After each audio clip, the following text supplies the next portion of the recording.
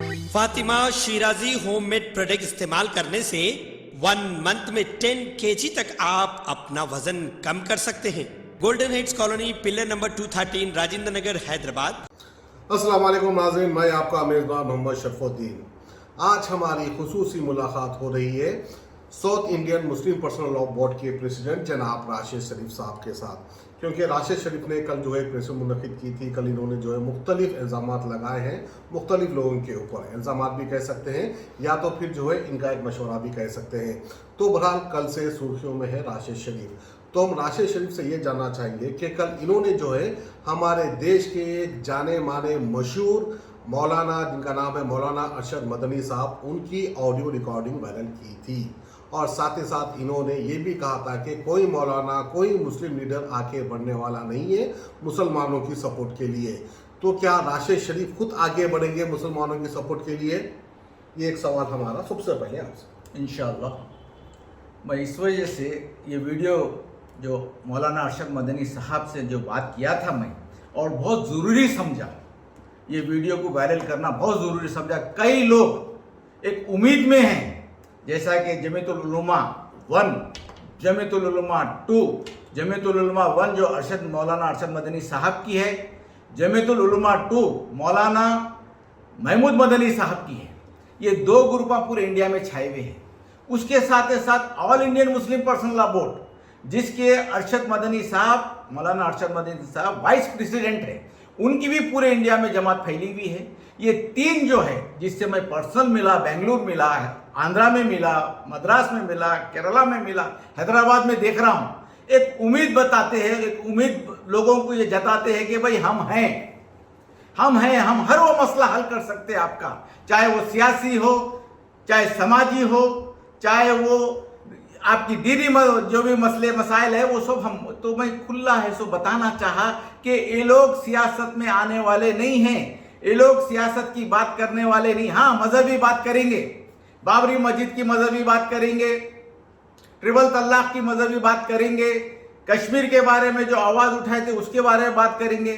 जो भी लोग जो किए हैं, आप उसका रिजल्ट सामने है, पूरे फेल हो चुके हैं।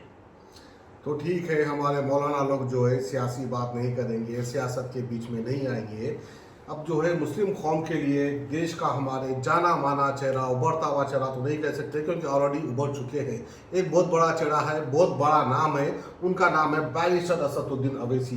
क्या वो काफ़ी नहीं है मुस्लिम कौम के लिए? मैं तो बोल रहा हूँ कि उनको all Indian Muslim personal law board का प्रेसिडेंट होना चाहिए, क्योंकि मौलाना राबी हसन नदवी साहब की काफ़ी उम्र हो चुकी है, इधर अरशद मदनी साहब की काफ़ी उम्र हो चुकी है। तो कोई नौजवान ये जिम्मेदारी अपने खानों पे लेके आगे बढ़ना चाहिए। आज देखिए आप, जितने भी मसले मसाइल है, हर हिंदुस्तान के जितने स्टेट्स हैं, हमारे देश के स्टेट, एक नफरत की लहर इतनी तेजी से चल रही है जिसकी कोई हद नहीं। इसको बुझाने वाला होना, ये आग को बुझाने वाला इस वक्त होना, और हमारे मसाइल जो सियासी भी हो, मजहबी भी हो, उसको हल करने वाला होना। ये नहीं कि रामलीला मैदान में लाखों लोगों को जमा करे, करोड़ों रुपए का खर्चा हुआ, फिर उसके बाद एक है सो इल्जाम लग गया कि भाई आप ओम को है सो फलाना अल्लाह बोल दिए। कई मुसलमान उस पर नाराज हो गए और जैन गुरु, वो गुरु, सरदार जी गुरु, ओला सब स्टेज पे उतर गए। इस वक्त हमको हमारे लोगों को लेके चलना है, ना कि दूसरे कौम के लोगों को बुला के उनको है तो सफाई देना या उनकी सफाई लेना, ये वक्त नहीं है। आपका मतलब ये है कि असदुद्दीन अवैसी को जो है all India Muslim personal law board का प्रेसिडेंट होना चाहिए? बिल्कुल बनना चाहिए, आगे बढ़ना चाहिए, क्योंकि वक्त ऐसा है, वक्त के हालात ऐसे। तो अब जो आग लगी हुई है, आप कह रहे हैं कि अब आग लगी हुई है, आग भड़क रही है, ये आग बुझाने वाला चाहिए। तो असदुद्दीन अवैसी क्या आग को बढ़ाएंगे या आग को बुझाएंगे? देखिए साहब, मैं हैदराबादी हूँ, मेरे वालिद उन्हीं की पार्टी के एमएलए थे। उम्मीद है अगर असदुद्दीन अवैसी साहब all Indian Muslim personal law board की सदर की हैसियत से जिम्मेदारी अगर निभाते हैं या निभाना चाहते हैं, तो मैं समझता हूँ कि बहुत ज़्यादा बदलाव आएंगे। और जो भी आज सियासी मसलों, अब देखिए आप मौलाना अरशद मदनी का बयान सामने लगाया, ऑडियो है सो पूरे मंजर आम में आ गई कि वो लोगों का एक ही कहना है कि भाई मजहबी बात है तो बताओ, सियासी काम हमारा नहीं है, आप करो। खुला बोल दिए, मेरे को करो बोल दिए। आप सियासत में है, आप करो। असदुद्दीन अवैसी एक सियासतदान है, वो इसमें क्यों आएंगे? वो एक all India Muslim personal law board के मेंबर है, वो प्रेसिडेंट क्यों बनी? नहीं साहब, मेंबर तो है ना, हाँ मेंबर है, मेंबर है, दिलचस्पी कुछ है ना। और नहीं, south Indian Muslim personal law board चाहता है, जैसा हम 5 स्टेट को परसों 19 तारीख को बुला के पूरे हमारे साउथ इंडियन मुस्लिम पर्सनल का जो हेड ऑफिस है चांदनार के पास, शरीफ स्टेट में हेड ऑफिस, पूरे 5 स्टेट के लोगों को बुला के बताया। जब लोग को बताया था south Indian Muslim personal law board कायम कर रहा हूं, तो सब लोग हंस रहे थे। जब मैं 5 स्टेट के लोगों को बुला के बता दिया, यहां तक के सलमा नदवी साहब को बुला के बता दिया, उनसे इनॉग्रेशन करा के हम सब 5 स्टेट में हमारी ताकत मजबूत करने के लिए कोशिश कर रहे हैं। हम किसी की टांग खींचने के लिए कोशिश नहीं कर रहे, ना हम किसी को है सो बदनाम करने की कोशिश है। मैं अरशद मदनी साहब की बड़ी इज्जत करता हूं, राबी हसन नदवी साहब की बड़ी इज्जत करता हूं, बड़े कारनामे हैं लोगों के, मगर पता नहीं थोड़े दिनों से क्या हो गया, जब से बीजेपी आ गई पता नहीं क्या हो। कांग्रेस के दौर में भी ये लोग अपना हक ले नहीं सके, कांग्रेस के दौर में भी ये लोग अच्छा मौकूफ था, उस वक्त है सो अच्छा मौकूफ में है सो अपने काम निकाल ले सकते थे, उसमें भी नाकाम हो गए। मुसलमानों का सबसे बड़ा दुश्मन कौन है, ये एक सवाल हमारा। आज की डेट में जितने भी गलत जहनियत जो गलत रखते, जो जिसमें पूरा उनकी सोच ही जहरीली है, जो मैं समझता हूं बीजेपी है और आरएसएस है। ये पूरा देश का माहौल खराब कर रहे हैं, इनको इख्तिदार से फौरी हटा देना चाहिए और उनको तेलंगाना में खत्म रखने देना नहीं है। मैं बड़ी प्लानिंग कर रहा हूं इसके लिए, और इंशाल्लाह बीआरएस के साथ मिलके इंशाल्लाह पूरी कोशिश करेंगे कि इनको खत्म रखने, जमने ना दे तेलंगाना में, और पूरे स्टेटों से इनको सफाया करें। South Indian Muslim personal law board का यह बड़ा कारनामा रहेगा इंशाल्लाह। बीजेपी के सबसे बड़े एजेंट कौन है, आपका क्या ख्याल? देखिए साहब, कोई ए टीम बोल लेते, कोई बी टीम बोल लेते। आज के वक्त मैं हर एक को बोल रहा हूं, किसी का नाम लेना नहीं चाह रहा हूं, हर एक को बोल रहा हूं कि इस वक्त आपकी जरूरत है कौम को। जो हो गया, अगर हो गया तो हो गया, अगर ना हुआ तो बहुत अच्छी बात है। अगर हो रहा, आवाम को दिख रहा, हर स्टेट में आप घूम रहे हैं, फिर रहे हैं, सबको बता रहे हैं कि भाई ये स्टेट यूपी गए, बिहार गए, दिल्ली गए, मद्रास गए, हर जगह घूम रहे हैं आप, गुजरात गए, वहां पे क्या कामयाबी मिली, क्या कामयाबी नहीं मिली। लोगों के जहन ये हो रहे हैं कि भाई ये बी टीम है, अपने को अपना तेलंगाना काफी है, अपने कौम अपने को काफी है। अगर ऐसी कुछ जहनियत है तो प्लीज जहनियत साफ करे। असद साहब, मैं आपको बोल रहा हूं, इस वक्त कौम को आपकी जरूरत है, पूरे हिंदुस्तान को आपकी जरूरत है। क्यों जरूरत है साहब? असदुद्दीन अवैसी की दूसरे लीडर्स काबिल है, पढ़ा लिखा है, काबिल है, बैरिस्टर है, हैंडसम है, खूबसूरत है, आवाज में बहुत बड़ी ताकत अल्लाह ने दी, कई खूबियां हैं, कई खूबियां हैं। हैंडसम है, खूबसूरत है, तो उनको फिल्म का हीरो बनाना नहीं है, एक जो है रहबर बनाना है, सियासी हीरो बनाना है, सियासी हीरो बनाना, सियासी हीरो बनाना है, और सियासी हीरो बना के कौम के कामा उनसे लेना है। तो क्या यूपी में मुस्लिम लीडर्स नहीं है, बिहार में मुस्लिम लीडर्स नहीं है, कर्नाटक में नहीं है, ऑल ओवर इंडिया में क्या मुस्लिम लीडर्स नहीं है जो असदुद्दीन अवैसी की जरूरत है, इस तरह से आप कह रहे हैं? जितनी मेहनत मैं देख रहा हूं, असदुद्दीन अवैसी साहब हर स्टेट में घूम के कोई दूसरा लीडर नहीं करा, कोई दूसरा लीडर, ना यूपी यहाँ का लीडर ना यूपी गया, या ना यूपी का लीडर यहाँ आया। असदुद्दीन अवैसी साहब को देख रहा हूं, हर स्टेट में जान अच्छी बन गई, जान उनके पास पैसा बहुत होगा, दौलत बहुत होगी, घूम रहे फिर रहे साहब। दूसरे गरीब लोग हैं, वो कहाँ से घूमेंगे? वो भी आपकी बात बिल्कुल सही है, उनके पास दौलत होगी, घूम रहे। बिल्कुल है, दौलत भी है, शोहरत भी है, और इज्जत भी, बोलता हूँ मैं, इज्जत भी है। मगर आज 2023-2024 में मैं Rashid Sharif, South Indian Muslim personal law board का प्रेसिडेंट, बड़ी उम्मीदों से असद साहब से बड़ी उम्मीदें लगा रहा हूं कि तकरीबन 40 करोड़ मुसलमान की आप आवाज ईमानदारी से बनो, 40 करोड़ मुसलमान का ईमानदारी से काम करो, अल्लाह आपका इतना बड़ा अजर देगा, दुनिया भी और दीन भी, आपका आखिरत भी कामयाब हो सकती है। ये बड़ा मौका आपके हाथ में। नहीं साहब, असदुद्दीन अवैसी तो पता ही नहीं चाह रहे कि कांग्रेस की हुकूमत बने, ना ही ये कांग्रेस की ताहिद में आ रहे। तो असदुद्दीन अवैसी किसकी हुकूमत बनाना चाह रही, किसको सपोर्ट करना चाह रही? अब AIMIM पार्टी की हुकूमत तो बनने वाली है नहीं, ना इनके पास इतनी ताकत है, ना तो इनकी इतनी पहुंच है, ना ही इनके इतने चाहने वाले हैं जो असदुद्दीन अवैसी को PM बना देंगे।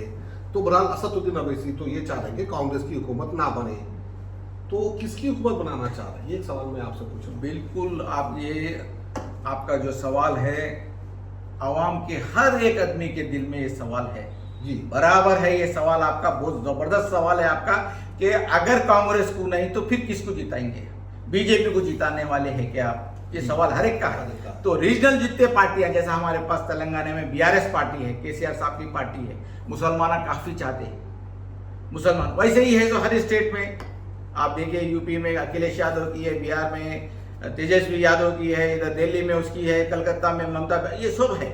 अगर ये सब एक होके, अगर असदुद्दीन, हाँ ये भी बड़ा सवाल है, जब मैं लखनऊ में था सब कोशिश कर रहे थे अखिलेश यादव से मिलके कुछ सीट्स बांट लें ताकि अखिलेश की गवर्नमेंट आए, तब ऐसा नहीं हुआ।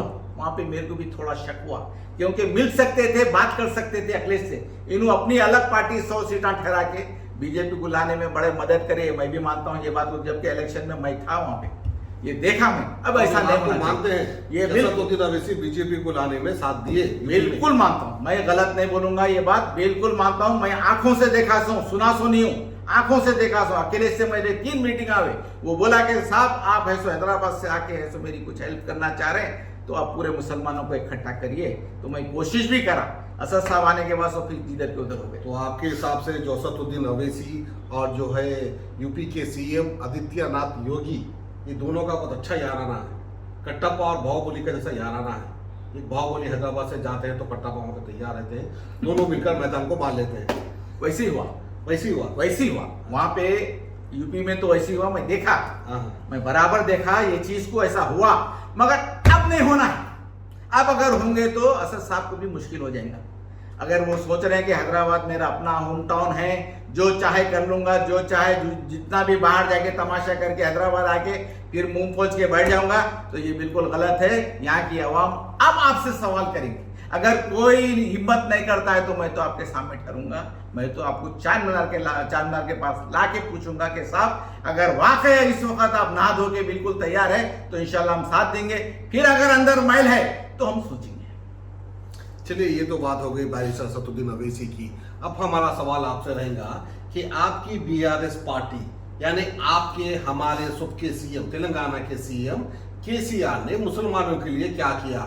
सिर्फ हथेली में चांद दिखाया। ये बात को आप मानते हैं या नहीं मानते? बिल्कुल मानता हूं, 100% मानता हूं।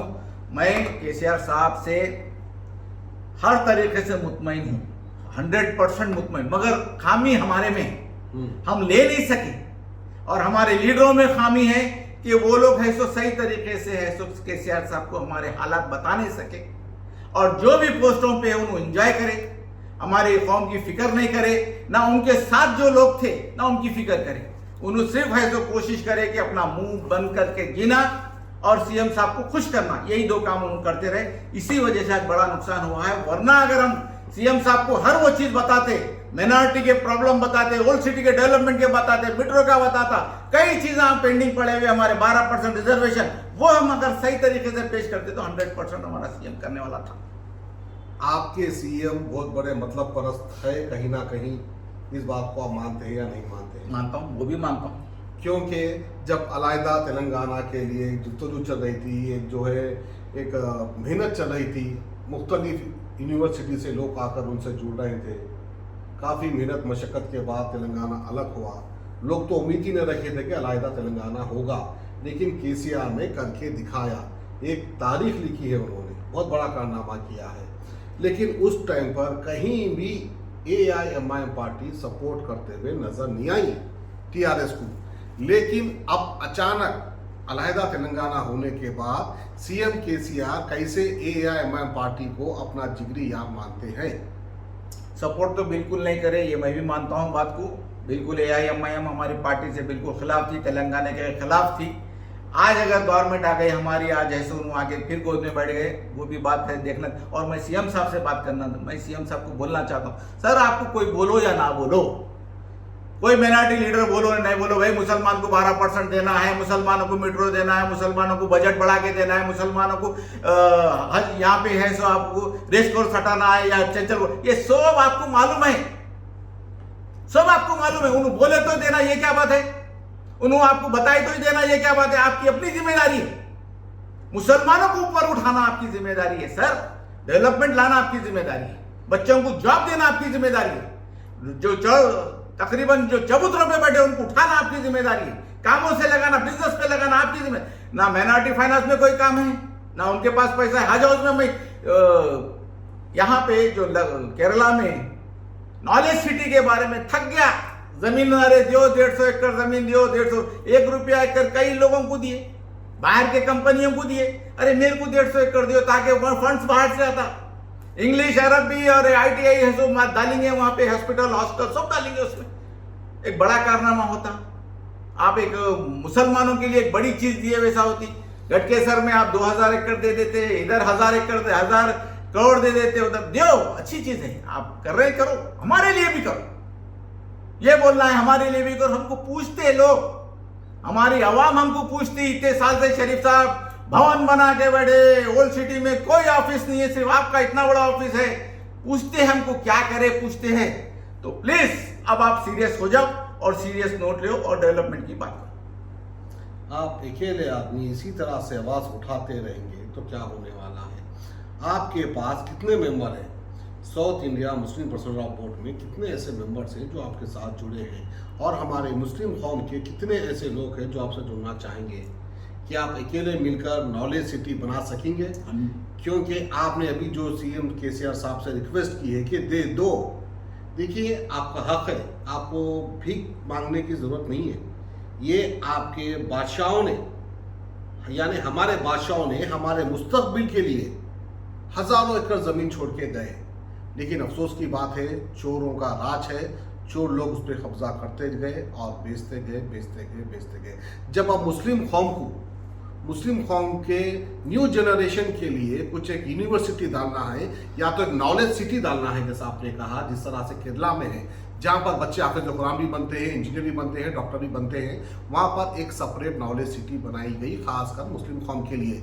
हमारे पास बहुत सारी जायदाद है, बावजूद इसके तेलंगाना के मुसलमानों को हाल भिखारियों जैसा है। अल्लाह के नाम पे दे दे, मौला के नाम पे दे दे, असद बाबा दे दे, CM KCR दे दे, कब तक भीख मांगते रहेंगे? हक है, हक लेना क्यों नहीं चाहते आप लोग? ये हक लेने की बात तब आई जब मैं लखनऊ गया था, जब देखा पूरों को, जैसा अभी बताया कि अरशद मदनी साहब जमीयतुल उलमा के, उनको सियासत से ताल्लुक में, राबी हसन साहब बीमार, उनको all Indian Muslim personal law board के मसले में मसाइल में आना नहीं है, तो मैं एज हो गया। यही वजह से south Indian Muslim personal law board पढ़ा। और आप अब देखेंगे, आप इंशाअल्लाह ताला जमीन भी आएंगी, नॉलेज सिटी भी बनी। क्योंकि देखिए इरादा पक्का होना, अगर आप में खोट है तो कोई काम होने वाला नहीं है। अगर आपका इरादा पक्का है, आप ईमानदार है, तो इंशाल्लाह CM से लेके बताऊंगा, वक्फ बोर्ड से लेके बताऊंगा, असद साहब से इस बारे में बात करके उनको भी कोशिश करो, बोलूंगा ये चीज के लिए, ये चीज बहुत बड़ी कौम के लिए, बच्चों के लिए हमको करना है। वरना अगर वक्फ प्रॉपर्टी खा जाएंगे, किसको मुंह दिखाएंगे? कोसी जिंदगी के लिए गवर्नमेंट भी अलॉट कर दे रही, इधर इनके हवारियां भी है तो कब्जे कर ले रहे। कोसी जिंदगी, चंद दिनों की जिंदगी, भाई साहब कुछ अच्छा काम करो, एक नॉलेज सिटी के लिए मेरी मदद करो प्लीज। आप कितने 100 लोगों को लेकर या कितने 1000 लोगों को लेकर वक्फ बोर्ड जाएंगे अपना हक मांगने के लिए, ये बात बताइए। मैं तो पूरे तलंग, क्योंकि मैं ये मेरे लिए नहीं है, ये कौम के लिए है और कौम को ये चीज़ को समझना चाहिए। आज जो मासूम जो है बच्चे बेचारे जो पढ़ने के लिए परेशान है, फीसा देने के लिए परेशान है, जिसके कारोबार नहीं है, नौकरियां नहीं है, उन लोगों के लिए मैं ये सोच रहा हूँ, उनके लिए सोच रहा हूँ। अगर तेलंगाना के मुसलमान अगर ये काम में साथ देते तो मैं समझूंगा कि पहला काम रहेगा जो मुसलमान साथ देंगे।